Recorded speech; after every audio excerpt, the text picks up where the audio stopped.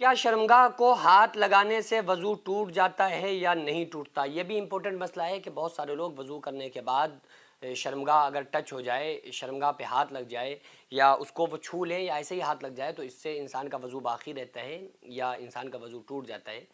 آقا علیہ الصلوۃ والسلام نے اس بارے میں کلیئر فرمایا ہے، اور آقا علیہ الصلوۃ والسلام کی حدیث کا مفہوم ہے۔ صحابہ کرام نے جب یہ آپ صلی اللہ علیہ وآلہ وسلم سے سوال کیا تو آقا علیہ الصلوۃ والسلام نے ارشاد فرمایا کہ شرمگاہ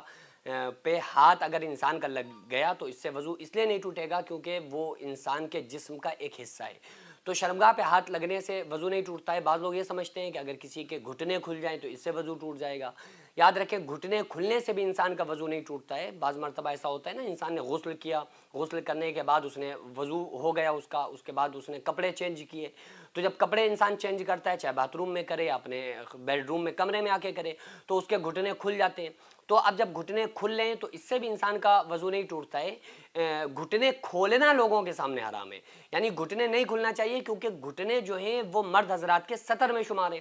عورتوں کا سارا جسم سطر ہے، ایک ہتھیلی اور چہرے اور ٹخنوں سے نیچے کے حصے کے علاوہ باقی پورا جسم ان کا سطر میں شمار ہے۔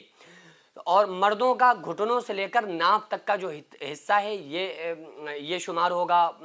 کہ یہ سطر میں شمار ہے۔ اس کو کھولنا لوگوں کے سامنے جائز نہیں ہے۔ بعض لوگ کرتے ہیں نا، باتھ روم کے باہر پائپ وغیرہ پر انڈر ویئر پہن کے، ہاف انڈر ویئر پہنے ہوئے ہیں، گھٹنے کھلے ہوئے ہیں، غسل کر رہے ہیں یا ایسے ہی گھوم رہے ہیں، تو یہ حرام کام ہے، کیونکہ اپنے گھٹنوں کو لوگوں کے سامنے اوپن کرنا، کھولنا جائز نہیں ہے،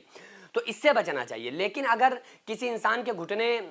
کھل گئے تو اس سے اس کا وضو نہیں ٹوٹے گا۔ اگر اس نے جان بوجھ کر گھٹنے کھولے ہوئے ہیں، لوگوں نے گھٹنے دیکھے تو یہ حرام کام اس نے کیا، تو اس سے اس کے اوپر گناہ تو پڑے گا گھٹنے کھولنے کا، لیکن اس سے اس کا وضو نہیں ٹوٹے گا، ٹھیک ہے۔ اسی طرح سے شرمگاہ پہ ہاتھ مس ہو جائے، ہاتھ ٹچ ہو جائے، اس سے بھی انسان کا وضو نہیں ٹوٹتا ہے۔ خود انسان اپنی شرمگاہ کو دیکھ لے، اس سے بھی انسان کا وضو نہیں ٹوٹتا ہے۔ بعض لوگ یہ سمجھتے ہیں اگر ہم نے دوسرے کی کسی شرمگاہ کو دھوکے سے دیکھ لیا تو اس سے وضو ٹوٹ جاتا ہے، حالانکہ اس سے بھی انسان کا وضو نہیں ٹوٹتا ہے۔ اس کے علاوہ اگر کوئی انسان دھوکے سے اس کے منہ سے گالی نکل جائے، حالانکہ گالی والی تو ویسے ہی نہیں بکنا چاہیے نا، یہ بری چیزیں لغویات میں سے، انسان گناہگار ہوتا ہے، کسی کو گالی دے گا تو اس کے دل کو ٹھیس پہنچے گی، تکلیف پہنچے گی، تو ویسے تو گالی دینا کسی کے دل کو ٹھیس پہنچانا ہے جائز نہیں ہے، لیکن اس سے وضو نہیں ٹوٹے گا۔ البتہ اتنا ضرور ہے کہ پھر انسان کو وضو دوہرا لینا چاہیے، کیونکہ وضو ٹوٹا تو نہیں، لیکن چونکہ یہ لغویات کے کام کو انسان کو انجام بھی نہیں دینا چاہیے، لغویات کاموں سے بچنا چاہیے وضو کی حالت میں، کیونکہ وضو خود ایک